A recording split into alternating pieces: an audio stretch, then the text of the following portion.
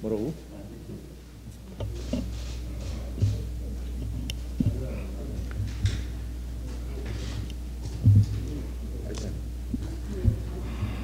네. 의결안건 회의로 지체된 점 양해 바랍니다. 송영길 당대표의 속개 선언으로 더불어민주당 제55차 최고위원회의를 속개하겠습니다. 네. D-181 지금 50 몇 차예요? 54차 최고위원회를 속개하겠습니다. 송영길 당대표의 발언이 있겠습니다. 오늘이 D-181 딱 6개월이 이제 남았습니다. 내년 3월 9일 저희 민주당이 국민의 신임을 다시 얻을 수 있도록 최선을 다하겠다는 말씀을 드리겠습니다. 주택시장의 새로운 패러다임을 수립하기 위한 누구나 집 프로젝트 시범사업 사업자 공모가 8일 날 시작되었습니다.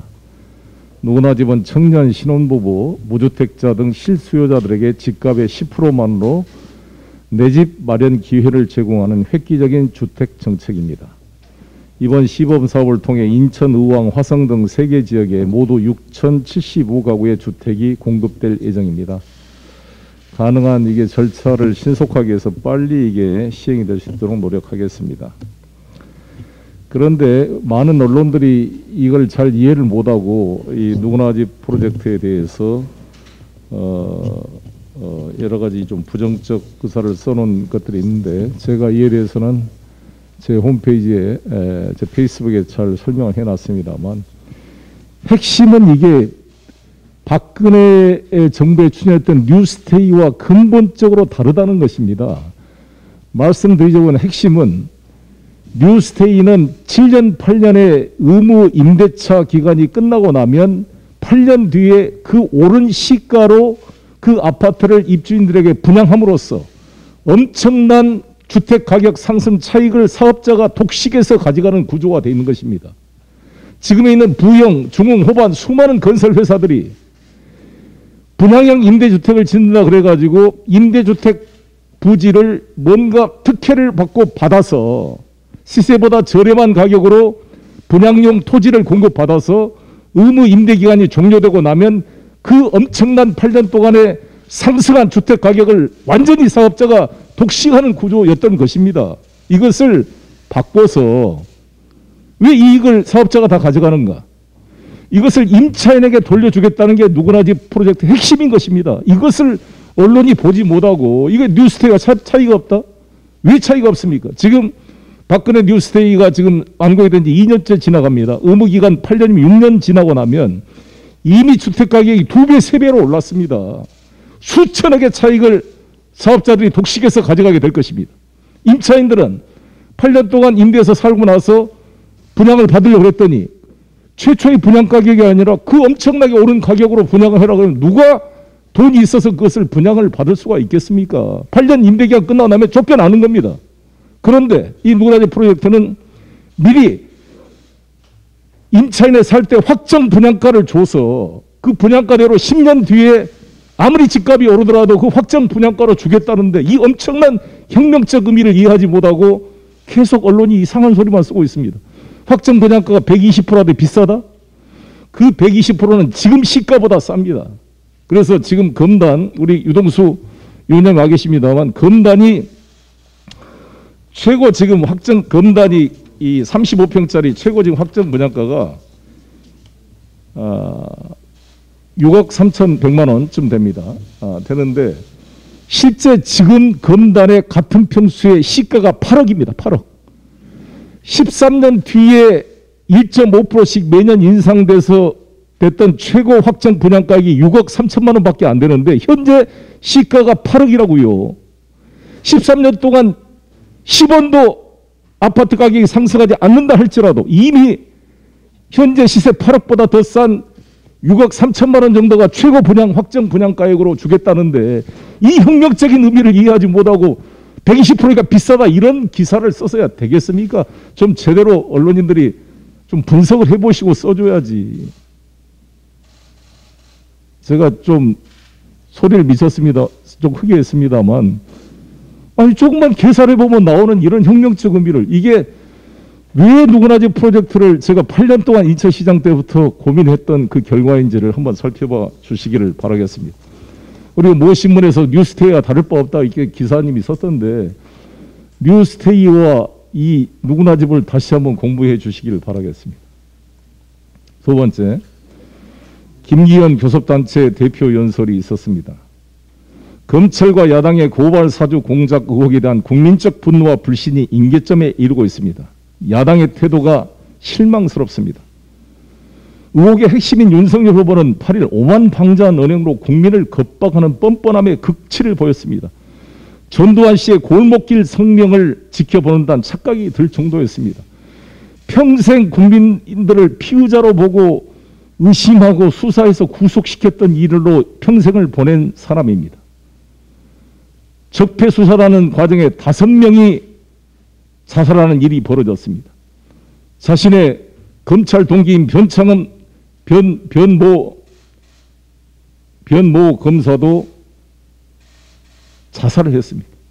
얼마나 무리한 수사를 해왔는지가 반증되는 일인데, 아니 의혹을 제기하는 언론에 대해서 소상하고 친절하게 설명을 해야 되지 않겠습니까? 오히려 언론을 겁박하고 제보자를 협박하고 고발하겠다 그러고, 이게 자신들이 언론중재법을 가지고 그렇게 언론 재갈 물리기라고 비판하더니 언론 재갈 물리기의 전형을 보여주고 있는 윤석열 후보가 아닌가 생각합니다. 특히 국민의힘은 최강욱 대표에 대한 고발장이 제출할 때 참고했던 초안을 정점식 당시 법률지원단장이 담당 변호사에게 전달됐다는 사실까지 드러났는데, 이러면 이미 국민의힘이 공범으로 참여하게 된 것입니다.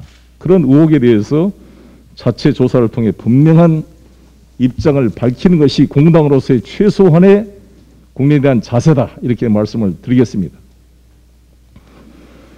국민의힘 교섭단체 대표 연설이 어제 있었습니다. 정말 그 교섭단체 대표 연설을 끝까지 듣고 있는 것이 엄청난 인내와 인격적 수양이 필요하다는 사실을 다시 한번 절감했습니다. 어제 8일날 우리 윤호중 원내대표께서 한 연설은 야당에 대한 비판이 단 한 건도 없었습니다. 정말 이 나라를 잘해보고자, 물론 우리가 잘한 것을 당연히 강조해야죠. 우리가 강조 안 하면 누가 하겠습니까? 아니 그런데 이 김기현 원내대표님 연설에는 단 한 건도 이 정부와 뭐가 노력한 점에 대해서 평가한 게 단 1%도 없습니다. 우리 지금 문재인 정부와 민주당 지금 여당이 부족한 점이 많습니다. 반성했습니다. 저희들은. 저도 교섭단체 대표 연설에서 반성을 했고 우리 윤호중 대표님도 마찬가지입니다. 부동산 문제에 저희들이 겸허히 반성하고 노력하고 있습니다. 국민의힘은 반성할 게 그렇게 없습니까? 정말 이 억지와 궤변, 저주, 분노, 혹세무민, 정말 개탄을 금할 수가 없습니다. 진정으로 국민의힘이 뭘 바꾸려고 한다면 100보를 양보해서 국민의힘이 내년에 집권하더라도 180여 석을 갖고 있는 우리 민주당과 협치를 해야 2년이 넘는 기간을 같이 갈 텐데, 자신들이 독자적으로 법을 하나 통과시킬 수도 없으면서 그렇게 국민들을 혹세무민하는 발언은 개탄을 금할 수가 없습니다. 야당의 비판이 필요합니다. 항상 저희들은 수용하겠습니다. 그러나 상대방을 인정하고 긍정하는 속에서 이 나라를 잘해보고자 하는 자세가 필요하지, 이렇게 저주에 가까운 혹세무민과 말장난, 그 무슨 그 신문에 한 줄 나오려고 그냥 그 억지로 문자를 만들어서 하는 그건 언어의 유희는 이 제1야당의 품격에 맞지 않나 이렇게 생각합니다. 코로나 백신 1차 접종자가 60%를 돌파했습니다. 접종 완료자 비율도 40% 돌파를 목전에 두고 있습니다. 주중에 목표했던 1차 접종 비율 70% 달성이 확실해 보입니다. 어제 모더나 87만 3천여 분도 국내에 도착했습니다. 여러 가지 부족한 점이 있지만 저희들은 최선을 다하고 있습니다. 그런데 유감스러운 것은 일부 언론과 야당의 태도인데 백신 공급이 현지 수송 사정으로 인해서 하루 지연되자 일부 언론은 마치 기다렸다는 듯이 모더나의 뒤통수 맞은 정부 자극적인 기사로 오로지 정부 비난에 혈안이 되어 있습니다. 이 언론은 좀 정부가 잘한 걸 조금이라도 좀 평가하면 뭐가 난리가 날 것처럼 이상한 패러다임과 도구마에 자기 최면이 걸려 있는 게 아닌가. 뭐든지 그냥 뒷다리 잡고 비판하는 것이 언론의 기능인 것처럼 저는 착각하고 있는 것이 아닌가 생각합니다. 국민의힘도 백신은 구하지 않고 호화 관광만 했다. 정부 관계자들의 헌신적인 백신 확보 노력을 조롱하고 모욕하고 있습니다. 돌이켜보면 일부 언론과 야당은 코로나 사태 초기부터 다른 일은 다 제쳐두고 정부 비난 방역 발목 잡기만 골머리에 왔습니다. 이 코로나가 다른 나라는 잘하는데 우리나라가 못하고 있습니까? 지금 선진국인 미국, 일본, 이스라엘, 영국조차도 엄청난 확진자로 모두 고생하고 있습니다. 우리가 다 잘했다는 건 아니지만 그래도 죽어라고 국민과 함께 노력하고 있는 점에 한번 보탤 자세를 가져야지. 백신 거지다. 이런 주문, 저주와 같은 주문을 되풀이하는 것은 이 코로나 퇴치에 전혀 도움이 되지 않는다고 생각합니다. 정말 야당이 집단적 면역 달성, 코로나의 온전한 극복을 진정 바라고 있습니까? 저는 그러한 진정성 있는 자세를 가지고 정부의 부족함을 비판한다면, 여당이 비판한다면 언제든지 수용하겠다는 말씀을 드리겠습니다. 윤호중 원내대표의 발언이 있겠습니다. 네, 어제 국민의힘 김기현 원내대표 교섭단체 대표 연설 잘 들었습니다. 뭐 내년 선거만 염두에 두신 건지 미래보다는 과거에 대한 집착을 유감없이 발휘하신 제1야당 원내대표의 연설에 뭐 아쉬움이 없지는 않습니다만, 앞으로 나아갈 것인가, 뒷걸음질 친 끝에 주저앉을 것인가 결단해야 할 때다라고 하시는 말씀에 동의합니다. 이번 정기국회는 선도국가 시대로 나갈 거냐 아니면 주저앉을 거냐, 이정표가 될 거라고 확신합니다. 국회가 그 역할을 할 수 있도록 여야가 협심해야 하지 않나 생각합니다. 저는 교섭단체 대표 연설에서 코로나 전쟁에 대비할 위드 코로나 특위와 인구위기 대책 특위의 국회 설치를 제안했습니다. 지난 6월에 여야가 이미 합의한 정개특위의 구성도 시급합니다. 이 문제들은 여야가 따로 있을 수 없는 과제인 만큼 야당의 조속한 화답을 기다리겠습니다. 민주당은 선도국가 도약을 위한 과제를 차질 없이 이행해 나가겠습니다. 교섭단체 대표 연설을 통해 말씀드린 지역 중심의 과감한 도약을 위한 지역성장 동력 TF, 또 범죄와 폭력으로부터 안전한 대한민국을 만들기 위한 성범죄와 아동학대 방지 TF를 당내에 즉각 설치하고 가동하겠다는 말씀드립니다. 더 든든한 입법, 또 따뜻한 정책, 더 두터운 예산으로 고통받는 국민들의 고충을 해결하고 새로운 미래를 준비하겠습니다. 우리 당의 경선이 흥행 돌풍을 이어가고 있습니다. 선거인단 3차 신청 마감이 4일 앞으로 다가왔는데요. 어제 드디어 200만 명을 넘어섰습니다. 국민 여러분의 뜨거운 관심에 감사드립니다. 이 추세대로라면 지난 19대 대선에서 우리 당 국민 선거인단이 214만 명이었는데 그 기록을 깨트릴 걸로 예상이 됩니다. 이번 대선에서 민주당이 헌정사상 가장 많은 국민의 뜻을 반영해서 대통령 후보를 만들었다는 그런 중요한 의미가 있을 것입니다. 더불어민주당은 수준 높은 정책과 또 품격 있는 검증으로 선거인단 여러분과 승리를 향해 힘차게 나가겠습니다. 끝으로 짧게 한 말씀 드리겠습니다. 윤석열 게이트 사상 초유의 검당 유착 국기문란 사태에 대해 이준석 국민의힘 대표는 공명선거 추진단을 만들어서 의혹을 살펴보겠다고 합니다. 공명선거 추진단이라는 이름부터 이준석 대표의 아니란 인식이 드러납니다. 이게 무슨 가짜뉴스 사태입니까? 뭐 허위사실 유포한 겁니까? 게다가 공명선거 추진단장의 공명선거하고는 전혀 거리가 먼 김재원 의원을 임명했다고 합니다. 이 타당 선거의 선거인단으로 잠입했던 김재원 의원, 박근혜 정부 청와대 정무수석 시절에 최순실 국정농단을 현장에서 보고도 모른 척했던 바로 그 김재원 의원입니다. 공명이란 단어가 공영불처럼 느껴집니다.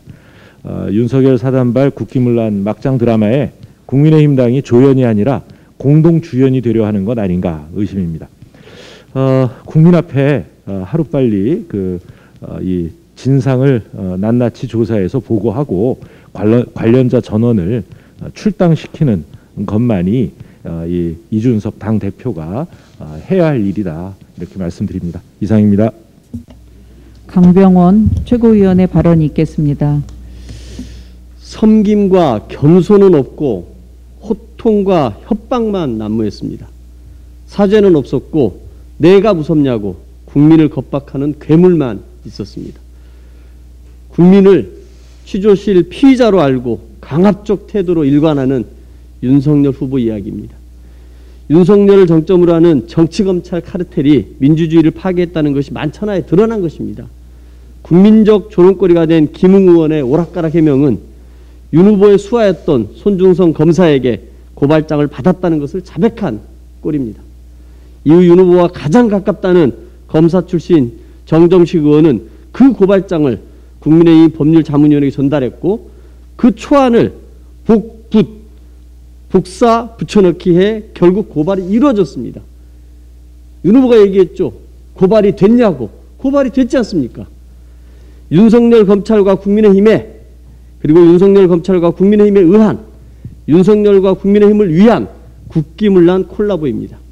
검찰 권력을 악용해 총선에 개입한 사상 초유 국기문란 퍼즐 조각이 모두 맞춰진 것입니다. 그럼에도 윤석열은 증거를 대라고 국민 앞에 호통치고 국민을 겁박하고 있습니다. 설령 100번 양보해 본인이 몰랐다고 해도 윤 후보는 당시 검찰총장이었기 때문에 국기문란의 중재를 피할 수 없습니다. 그렇다면 이런 상황에서 국민께 어떤 자세와 태도로 임해야겠습니까?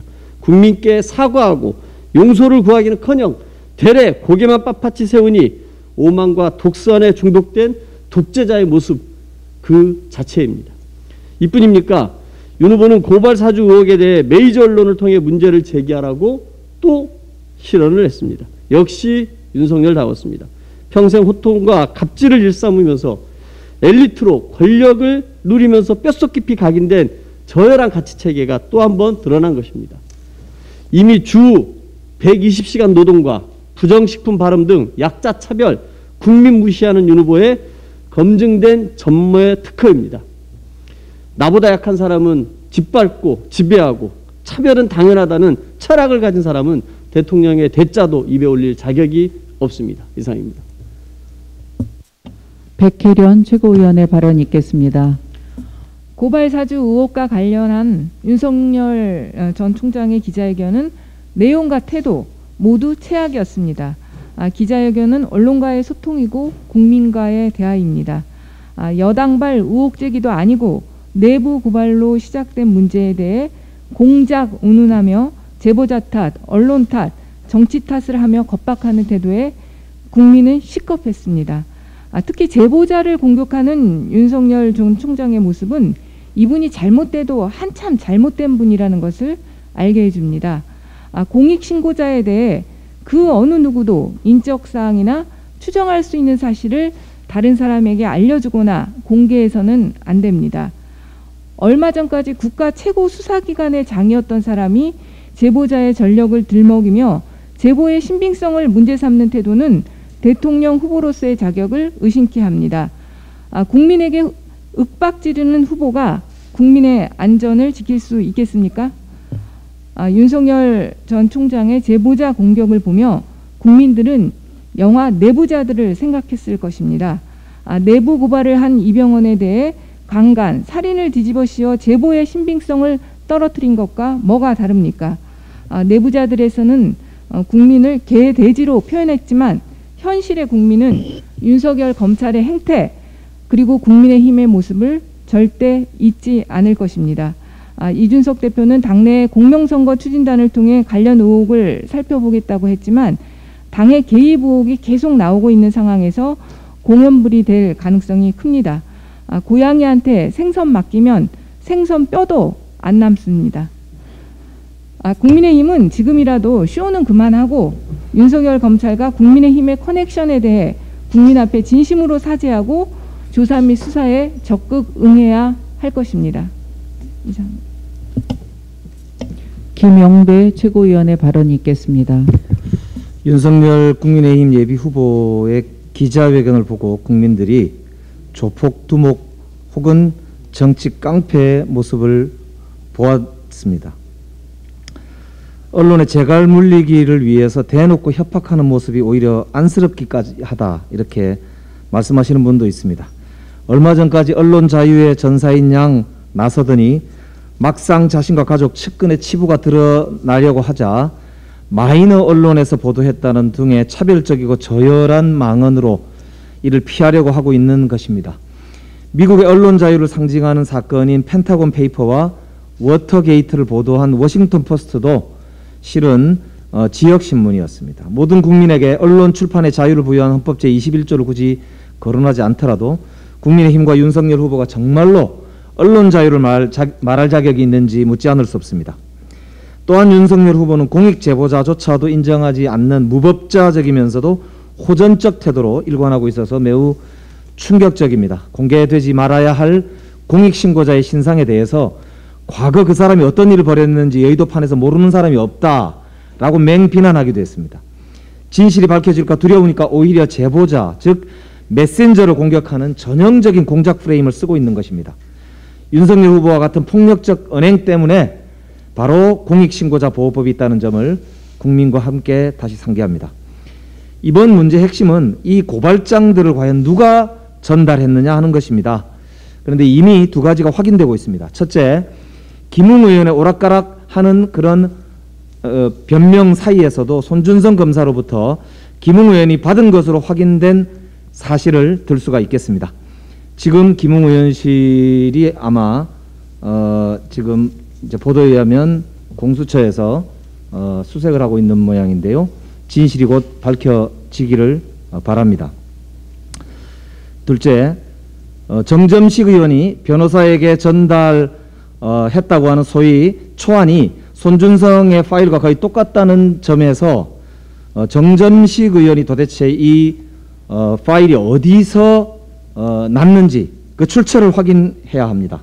국민의힘과 검찰이 어떻게 연결되어 있는지 연결고리를 정확히 확인되어야 하기 때문에 검찰의 진상조사가 바로 수사로 전환되어야 한다는 점을 말씀드립니다.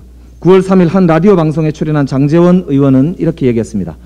윤 후보가 진짜 고발이 필요하다고 한다면 그 당시에 법률 지원 관련된 책임자가 정점식 의원입니다. 윤 후보와 정점식 의원은 가장 가깝습니다. 그분에게 전달해서 바로 고발하는 게 맞지 왜 다르게 했겠습니까? 라는 말씀을 하셨다고 합니다. 손준성, 김웅처럼 복잡한 연결 라인 이외에 윤석열, 정점식의 직통 라인, 즉 윤석열 다시 검찰총장의 직접 관여 가능성에 대해 의심이 드는 것도 합리적이지 않은가라고 생각됩니다. 이제 진실의 시간입니다. 국민의 58%가 이 사건의 국정조사를 찬성한다는 여론조사 결과가 어제 발표되었습니다. 심지어 국민의힘 지지층에서도 국정조사의 찬성률이 더 높다는 여론조사 결과를 보더라도 국민들은 압도적으로 이 사건의 진실 규명을 원하고 계십니다. 윤석열 후보가 국민 앞에 호통치면서 밝힌 바대로 국정감사든 국정조사든 검찰 수사든 곧 마주하게 되실 것입니다. 전국을 유랑하면서 정치공작 운운하는 엉뚱한 소리를 하실 것이 아니라 진실 규명에 협조하시기 바랍니다. 곧 국민 앞에 제출할 반성문을 쓰시는 게 먼저가 아닐까 싶습니다. 이준석 국민의힘 대표께도 말씀드립니다. 정점식 의원의 확인으로 국민의힘 당 조직이 이번 사건에 가담한 것이 드러났습니다. 진상규명이 필요한 일입니다. 그런데 공명선거 추진단을 설치한다니요. 공명선거 추진단은 앞으로 공명선거를 하기 위해서 만드는 조직인 것입니다. 지난 사건에 대해서는 의혹을 해명하고 사실을 확인한 다음에 필요하다면 수사를 의뢰하는 것이 우선입니다. 부친의 농지법 위반 의혹처럼 모르쇠로 적당하게 넘어갈 일이 아닙니다. 마지막으로 한 말씀 더 드리겠습니다. 국회 예결위에서 어제 교육부 총리가 부산대학교 조민씨 예정 처분에 대해서 근거가 명확하고 당사자 소명 기회를 보장하는 청문 절차 등 절차적 흠결이 없어야 된다라고 밝혔습니다. 부산대학교는 지금부터라도 충분한 소명의 기회를 당사자에게 주실 것으로 기대합니다. 또한 고려대학교가 어제 조민씨 입학 취소 처리 심의위원회를 열었다 합니다. 당부드리겠습니다. 가장 중요한 점은 객관적인 자료와 서류에 의한 판단입니다. 투명한 절차와 독립적이고 객관적인 판단을 고려대학교가 해주실 것으로 믿습니다. 116년 민족사학의 자존심을 지키고 외부의 압력에 굴하지 말고 객관적이고 독립적으로 판단해 주시기 바랍니다. 이상입니다. 전해숙 최고위원의 발언이 있겠습니다. 최재형 전 감사원장과 윤석열 전 검찰총장의 원전 수사가 문재인 정부 흠집내기의 정치 공작 수준의 엉터리였음이 드러났습니다. 국민 앞에 사과해야 될 시점이 됐습니다. 지금 드러난 진실은 2012년 이명박근혜 정부가 후쿠시마 후속 대책이나 2015년 월성 1호기 수명 연장 때에도 숨기고 은폐했던 새로운 내용이 나왔습니다. 월성 원전 저장 수조는 이미 1997년부터 방사선 물질이 유출되고 있었고 곳곳에 균열이 가 있으며 그때부터 지금까지 차수막이 손상되어 있다는 보고서도 확보되었습니다. 민간조사단 보고에 의하면 세계보건기구 기준에 따르면 사람이 마시는 식수의 3중 수소량이 1리터당 1베크럴이 의야 안전한데 원전 부지에서 채취한 물에서는 리터당 최대 75.6만 베크럴의 3중 수소가 측정되었습니다. 원전 안전에서 방사능 물질이 유출만큼 심각한 일이 어디 있겠습니까? 우리 국민들에게 심각한 위해를 가할 수 있는 것입니다. 월성 1호기에 안정성 문제가 없다는 2015년 원안위 판단 때문에 우리는 엄청난 갈등과 혼란을 겪었습니다. 법원이 월성 1호기 가동을 중단시켰는데도 이것이 정부의 경제성 평가 조작 때문이다. 탈원전 정책 때문이라는 정치 공작이 횡행했습니다. 이제 진실이 드러났습니다. 최재형 전 감사원장, 윤석열 전 검찰총장은 이러한 엉터리 정치 공작에 대해서 국민 앞에 사과해야 합니다. 원전의 경제성 수사에서도 그들이 밝히지 않은 진실이 또 드러났습니다.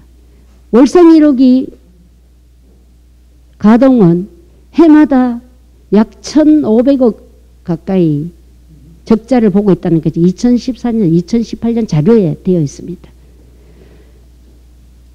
최재형 전 감사원장과 윤석열 전 검찰총장은 원전을 이용해서 정치 공작한 것에 대해서 국민 앞에 사과하십시오. 이상입니다. 이동학 최고위원의 발언이 있겠습니다. 네, 코로나19 상생 국민지원금 지급이 시작되었지만 모호한 기준으로 인해 이의 신청이 폭주 중입니다. 지난 6일부터 시작된 이의 신청은 지금까지 5만 건이 넘습니다. 아무리 좋은 정책이라고 해도 국민 모두를 만족시킬 수는 없을 것이나 국민들에게 정책 대상자의 잣대가 오락가락하는 모습을 보이는 것은 문제입니다. 필요한 일을 하고도 욕먹는 일이 없도록 당국에서는 신속한 대안을 내주십시오. 이상입니다. 이상 모두 발언을 마치고 회의를 비공개로 전환하겠습니다.